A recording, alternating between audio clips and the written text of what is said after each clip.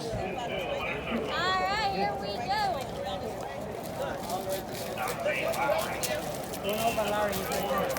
Y'all are good right there, ladies.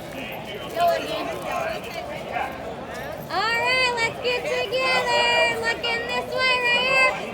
Right here. Woo! She's smart. She's improved. First race was a good race. She ran fast. A little unlucky at Churchill. Experience caught her that day. Came back today and showed what she can do. She impressive, I thought, this was a better field than the stake, I think personally. But you never know how these things work out. But she ran hard. She did it the right way. $1,000. $1,000? Yeah, it's a Wow. good purchase, ain't it?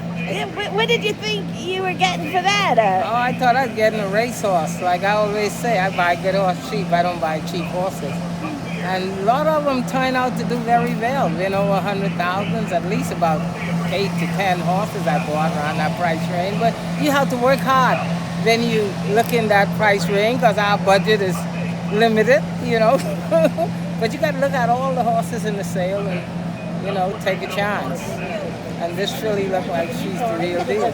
You figured you ran her for maiden 40. You're thinking you bought her for 1,000. Who's going to take her for the 40? Yeah, you know what? I wanted to give her confidence from day out. I always thought she could win the maiden special, but I didn't want to run against the breed early. So I said, well, let me gain her confidence, and I had no doubt the first time I run her, she wouldn't win. And you had no hesitation running back in the stakes race? No.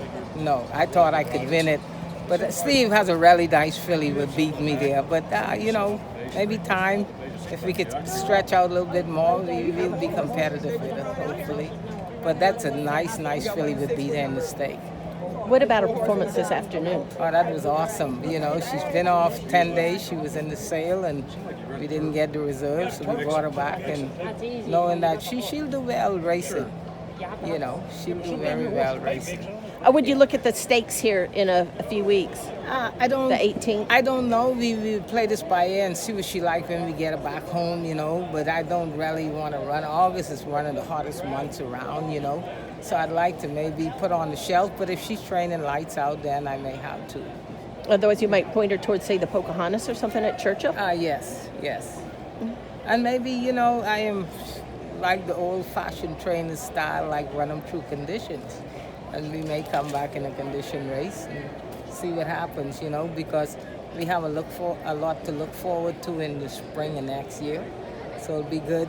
Horses gain confidence as they win, you know, and that's why I try to make it easy for her. Instead of going right back in another stake, bringing the allowance company. And this was a good bunch of fillies today who she ran against. You'll see a lot of them running in stake races. It was an awesome race, and she's just a great horse. And I never thought that she would lose this race today, and she came out on top. She's just awesome. Did you think she'd win her last race when she was in a stakes race at Churchill Downs? Yeah, I thought she would have been like first or second. Yeah. But there were some nice fillies in Yeah, there. they That were California really. horse was second, and She did absolutely well in that race. I thought she was awesome in that race. Now your husband paid $1,000 for her. Yeah. What did you think he was getting for $1,000? Well, I know that when he chooses a horse, it's a good horse.